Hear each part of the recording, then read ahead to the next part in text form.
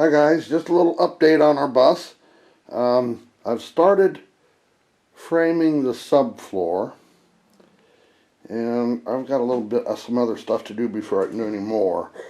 I got all the larger holes patched, and all the bolt holes I put down 112 pennies with epoxy, so that's done. I bought this giant pile of oak boards the other day,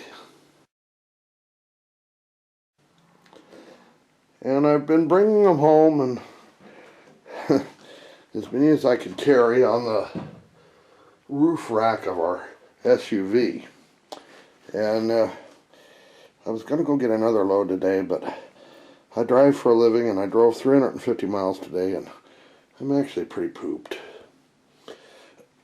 But I've been bringing them in here. They're going to sit, these boards are going to sit here in the bus for the winter. And I'm going to stack them on both sides. I need to sweep that first.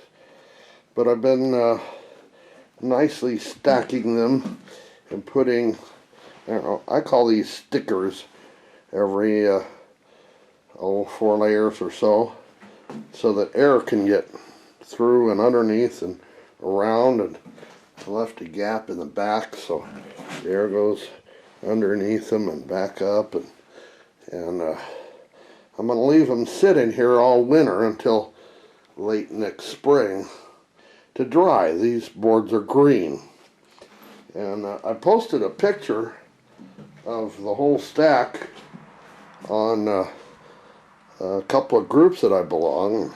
Oh, I don't know, there must be 25 or 30,000 people in those groups. And over I got, let me sit down here. I am pooped. It was a long day. So over and over I got the comment, gee, you know, those are heavy, they're oak. They are. These are all white oak. There's a few cherry mixed in. But they're going to be too heavy for the, it's a bus, guys. It's made to hold the whole varsity high school football team. But I am going to plane them down as small as I can for the uses that I need them for, and cut the weight as much as I can. I'm going to let them sit here and dry for the entire winter. So they're going to lose at least, these boards are going to lose half their weight by spring, just sitting here in the bus. When it's no precipitation, you know, dry day, even if it's cold, I'll come out here in the mornings and crack a couple windows and let some airflow through here, because where we live in the wintertime, it's much drier than it is in the summertime. It's pretty humid right now. We had, the other day, I bet we had a 90% humidity day. So we'll just let these dry out. They've been, some of them are even wet. They've been stacked outside. And hopefully I can get the rest of them and get them in here. And the next few days, I've got a friend with a truck that said they'd haul a bunch for me. So we'll see how that goes. So anyhow, in an online group that I belong to, I'm mentoring 4 people, I think it is. I haven't heard from a couple of them for a while. I better touch base with them. But there's one nice young lady by the name of Crystal who contacted me last night, and she's having trouble getting her bus's heaters to work. So I thought I'd do this video and quickly try and show you how to find, she can't find the heater cores and can't figure out how to get them hot and make it all working. I think they got some of the fans working the other day. She messaged me. So let me show you on my bus, Crystal, where the heater cores are, and hopefully that's going to help. hopefully I can help you find some answers to this heating problem that you've got. So, Crystal, here's the front door for our bus. The driver's seat would sit over there. I got a mess. I got to spend about half a day cleaning stuff in here. But right here, notice there's a grill and another over here. So this tells me that there's a heater here. And I took almost all the screws out for you. This one, I'm going to have to grind the head off of this. And I didn't want to bother to go find my angle grinder and mess with it tonight. So I got most of the screws out. So we'll take this top part off. My bus is an Amtran. And lo and behold, yes, it is a heater. That's a windshield wiper motor here. And so it looks like the air comes out of here, and this one goes up and feeds some of the defrost for the windshield. See if I can get up here and look. See if I can get the camera into this. Not really. Right down in there's some slots. I don't think you can see them. Anyhow,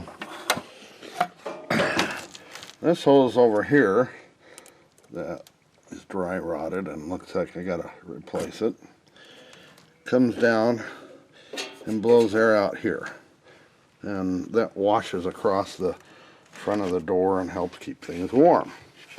Anyhow, let's see if I can pry this open a little bit, and lo and behold, yes, it is a heater. And there's a fan right in here, 2 squirrel cages, and right down there you can see that's the heater core. And the thing to do is find these heater cores. I'll get this off of here and clean everything up. There's somebody put I don't know, looks like a kitchen fan filter on there at one point to help it from collecting dust and crap. We'll have to see how clean it is once I get it apart. Once you find these, then you have to start looking for where the hoses are, because that's your problem, is the hoses. Alright, so back here behind it all, and look there, some electrical stuff, and that's a hose clamp right there. So that means there's hoses here. See if I can get this darn thing. Okay, 2 hoses coming into this heater. And you have to follow them. And it looks like they go back up over there somewhere. So we'll take a look out under the hood and see where they go. Alright, so here I'm at the engine compartment. And there's the air cleaner for the bus. And we're here on the door side, the passenger side. Looks like I'm going to have to replace that air cleaner before we do any travels. And I don't see those hoses coming through on this side. If we look right down here, you know, the water pump's down that way, I think, or maybe it's up here, but I've got 2 hoses, 1, 2, coming out of the engine. And it looks like, see if I can follow them with the camera, they go up and across the top of the engine. Okay, so they come over and go through the firewall into the inside of the bus here. And I've got these 2, these are called ball valves that just turn a quarter of a turn. You have that blue valve on your bus, I know that, from the picture you sent me. And there are some T's, and they look kind of like this, and they call them T's because, well, they look like a T. and you're missing some hoses right here. So you're going to have to figure out where those hoses went. They might have gone to the back heater. You might have one of these in the back of your bus. I don't know. Your bus is short, and you probably have just one. We had two. I've got them out and here in a storeroom in the back of our garage. We decided to take ours out, and I'll do a separate video on that. But I took ours out, and you probably don't need it. Here's a side note, by the way. That's antifreeze. And no animals are going to get in here. Oh, it's still drippy. It started that when I laid it over. I thought they were drained out well. But no animals are going to get in here for months, so I'm not too concerned about it. Don't let dogs or cats have access to that. A couple licks, and they're goners. And it tastes like candy to them and smells like it, so don't let dogs and cats have access to antifreeze. Okay, so here I am under the dash, laying on my keister. Got some wires in the way. I've got the dog nose off of our bus because I was doing some work up here around on the floor. But you can see those two hoses coming out of the back of that heater. And if I look way up here, now that I know they don't go straight into the engine compartment,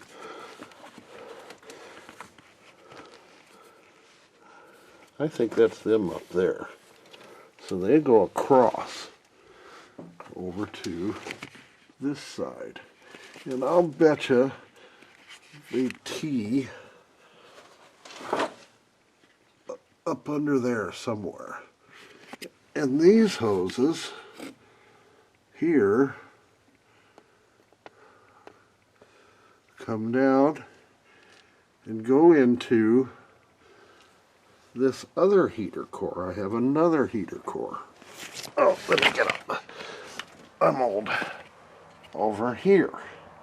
And it's over on the left side of the driver's seat. Okay? There's a fan for it, and there's another one back there. It's dirty. I've got to clean it. And so I haven't done much because I'm working on subfloor and boards and all kinds of things right now. But you'll see there's a valve right there as well. Look for a valve next to the driver's seat, left shin, I guess. Can you see the yellow handle there? Anyhow, that has to be on as well to get heat in your bus. And hopefully, you guys, Crystal lives, I don't know, 1,000 miles from where I do, 800 to 1,000. And I know if I could spend 15 minutes looking at her bus, I could find the heater cores, find the hoses, and figure out what the problems are so that she could get some heat going in her bus. There's those hoses outside that come across from the engine over to those other valves outside under the hood, right there. See them? Anyhow, you gotta get your bus started, gotta get warmed up. Find your heater cores. Look for grates like this, okay? And that's where the heater cores are going to be. Then look around them and try to find where the hoses come out, and do your best at following the hoses back and figuring out where they go until they get back to those T's that you have on your bus. I hope that helps. By the way, with the two ends of the T's, the hoses are disconnected. You're going to have to put a short piece of hose on each of those with a cap or a plug. They make them in barbed fittings so that when you turn the valves on and start the motor, you don't run all your antifreeze out on the ground. That would not be good.